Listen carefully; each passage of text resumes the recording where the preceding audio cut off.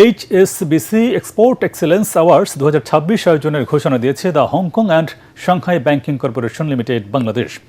দেশের টেকসই অর্থনৈতিক প্রবৃদ্ধিতে বাংলাদেশি রপ্তানিকারকদের অবদানের স্বীকৃতি দিতেই এই অ্যাওয়ার্ডসের আয়োজন। এতে নমিনেশন ফর্ম পূরণের মাধ্যমে বছরের সেরা রপ্তানিকারক হিসেবে 4 ক্যাটাগরিতে নির্বাচিত হওয়ার সুযোগ রয়েছে। রাজধানীর একটি হোটেলে আয়োজিত অনুষ্ঠানে অ্যাওয়ার্ডসের বিস্তারিত তুলে ধরা হয়। HSBC বাংলাদেশের সিইও মোহাম্মদ মাহবুবুর রহমানের সঞ্চালনায় এতে এক্সপোর্ট এক্সেলেন্স অ্যাওয়ার্ডসের প্রাক্তন বিজয়ী প্রাণ RFL গ্রুপের চেয়ারম্যান ও সিইও আস্থান খান চৌধুরী, ওয়েলকাস সেমির সিইও ও প্রেসিডেন্ট এনায়েতুর রহমান, উর্মি গ্রুপের ডিরেক্টর ও সিইও আসিফ আশরাফ তাদের মতামত তুলে ধরেন। অনুষ্ঠানে আরও উপস্থিত ছিলেন ব্রিটিশ হাই কমিশনের ট্রেড অ্যান্ড ইনভেস্টমেন্ট বিভাগের ডেপুটি ডিরেক্টর সায়াব আহমেদ।